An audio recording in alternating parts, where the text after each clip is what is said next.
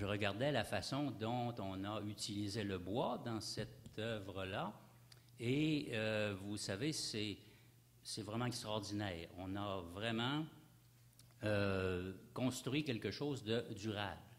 Et ça, c'est important.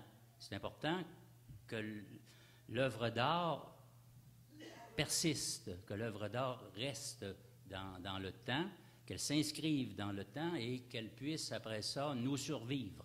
Et en tout cas, dans mon cas, qui suis très vieux, elle va probablement me survivre. Je ne parle pas pour tout le monde ici, mais cette œuvre-là va probablement survivre après moi.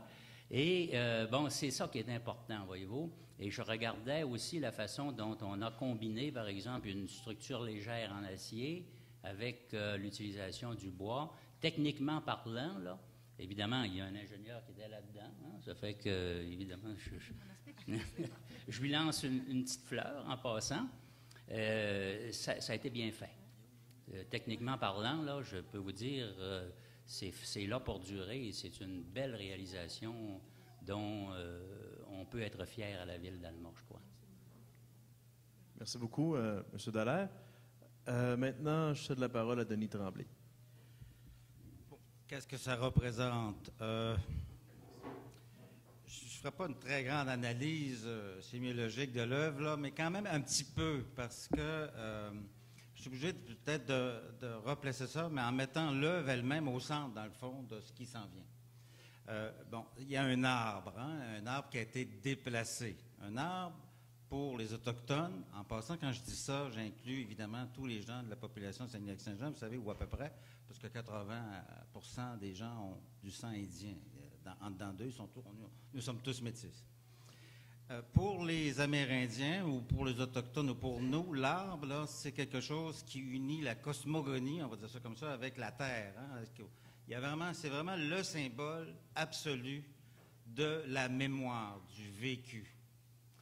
Eux, ils ont pris un arbre, l'arbre, évidemment, qui a fait le développement de la région, et ils l'ont transplanté. C'est un arbre c'est comme si on transplantait toute cette mémoire-là. C'est comme une mémoire en exil. Il n'y a pas juste des rois en exil, là, où il y a des arbres en exil.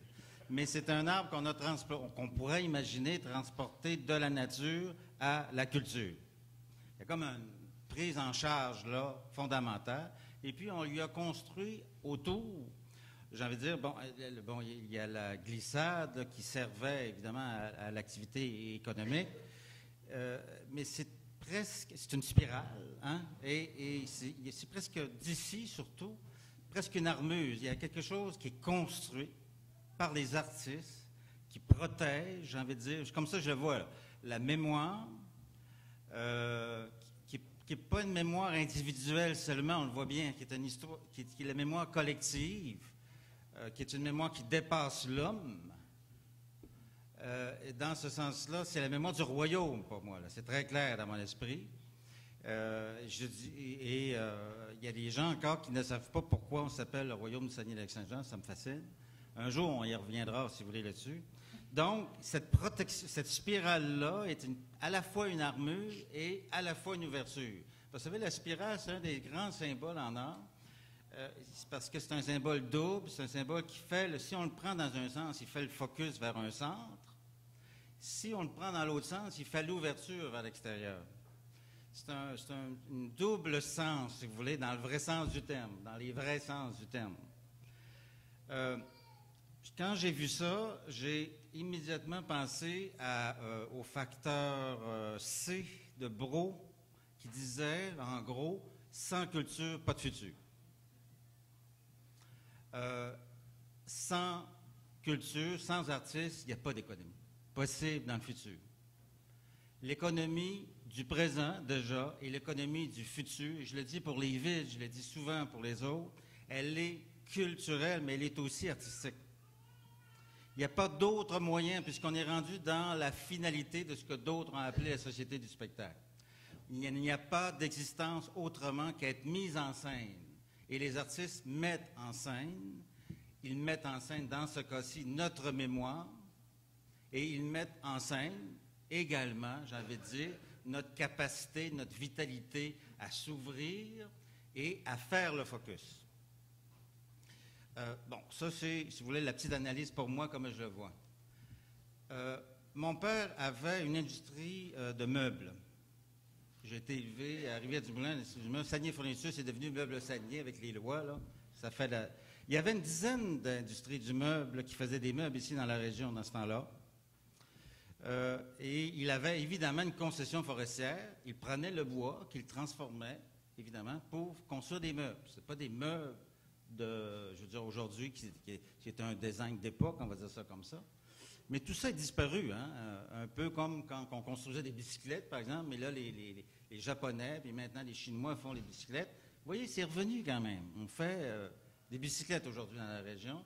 Peut-être qu'un jour, on pourrait faire des meubles.